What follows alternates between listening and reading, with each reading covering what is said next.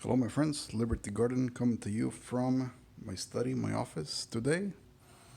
And a while ago, Uncle Al did a video that he said something in there that caught my attention and kind of prompted this video. And he said people don't read anymore. I would agree with him. Yes, a lot of people don't read anymore. A lot of people get their content from YouTube, from the TV, from many sources except books. I don't read as much as I used to, and I actually don't read a lot of new stuff. But I do tend to reread a lot of the old stuff that I've read before. So my library is not very big. It's a rather small library, actually. I got some books here. I probably got a few more books in my attic somewhere. A lot of them have donated, returned to the library, etc. But I like these books that you're looking at here. I like them very much. And from left to right, you get the Grimm Brothers tales or stories from the Grimm Brothers. These are some excellent books, some excellent stories. Then I have a book called North to the Night. One of them is a signed copy from the author that I watched at a talk that he gave. And the other one I found at the library for $1, so I bought it and I figured I'll give it to somebody else.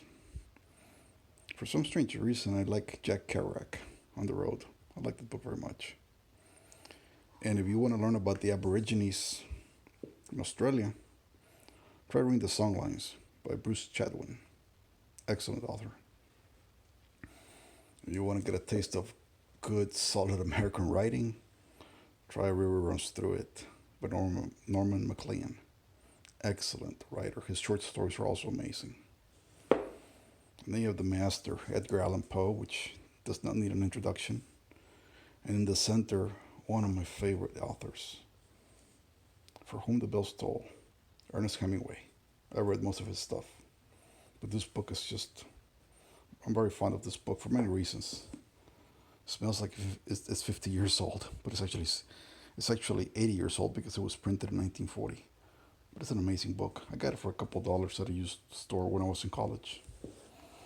And yeah, I know it's the revolution of the communists against the Franco regime, but it's a good story. Hemingway could tell a good story. The Great Gatsby. Fitzgerald. And somewhere in here, I have another book by Fitzgerald that I really like. I probably like it more than The Great Gatsby. Where is it? Where is it? There it is. Oh my God. An exquisite book.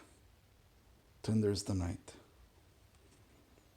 If you ever get a chance to read this book, read it. The stories are not survival stories. The stories are not prepping stories. The stories have nothing to do with our community. This is good writing, period. And good writing needs to be appreciated for what it is. And when you start reading it, you start telling the difference. But anyway, another book here. I got the Carballo. He's a Mexican author.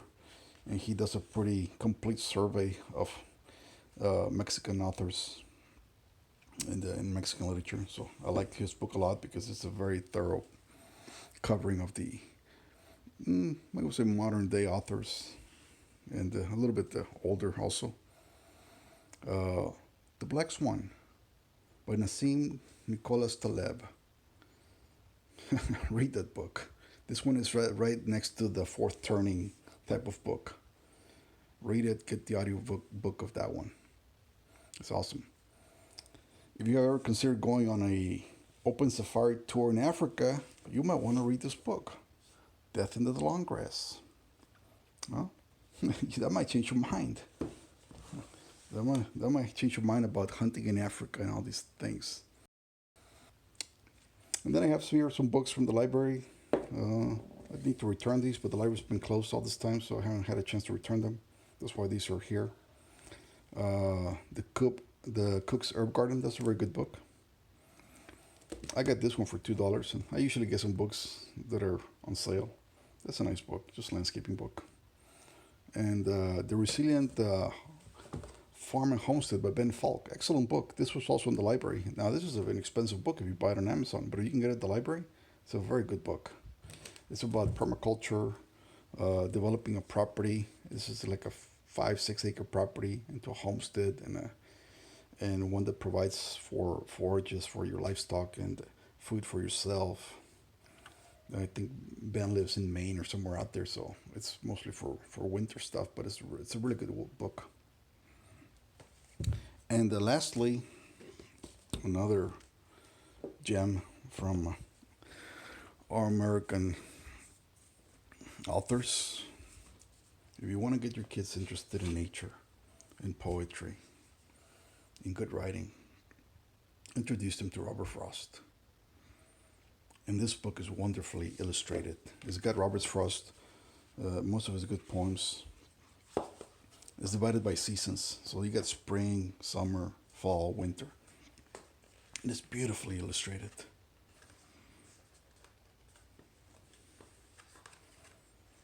I mean, uh, I ask my kids to read these poems every now and then. I got this book on Amazon. I mean, I didn't get it at the library. This is just an amazing book. Now you can get the books. You can get all these poems online. You can get them from the library. You can get them anywhere. I mean, you can just get an anthology of Robert Frost books, poems, and you'll get everything more than that's in here. But what's so beautiful about this book is the illustrations, the art, because the art tells the story. This is the New England farmer. Huh? The how hard life was in the New England days. There's a poem in particular here that's just so sad about a boy that's working. It's in under the fall poems, the autumn poems. Let me see if I can find it here. Um, I think it's called After Apple Picking. I don't know. Could be. Let me see.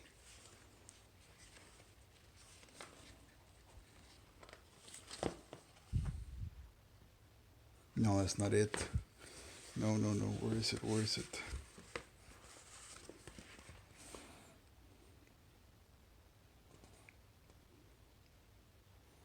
Hmm. Oh, out, out. Oh my God.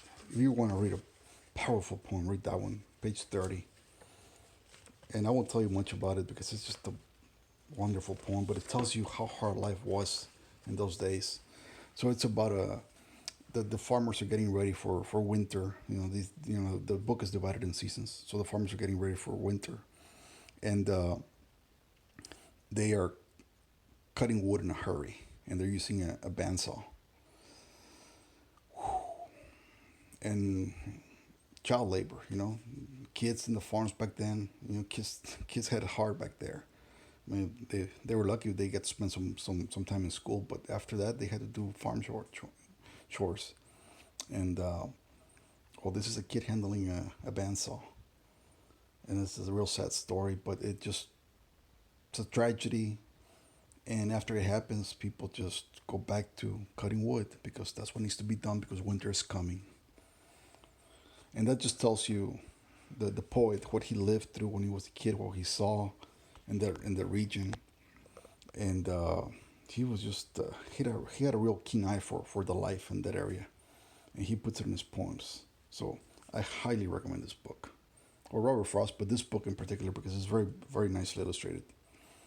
And that's it, folks. So I don't really read much of the survival crap and that stuff. It's not for me really. I figure there's YouTube blogs and stuff for that, but I do tend to read a good assortment of good literature, in my opinion. And I just reread the stuff time and time again. The Wealth of Nations. I skipped over this book. And if you want to read a good book, it's a long read, and it's a hard read. It starts out easy, but it's a hard read. And you can see how small the font in this book is. But this book is the foundation. This is the foundation here. you know? Anyway, another old book that I got a long time ago when I was in the university. There used to be a coffee shop called Quackenbush's at the University of Texas, outside of the University of Texas. And I used to go there, and they had a used book section. You could buy books for $1 or $2 on the second floor. And I got a lot of books there. They were good books. The coffee was great too. Anyway, folks, until next time, thanks for watching.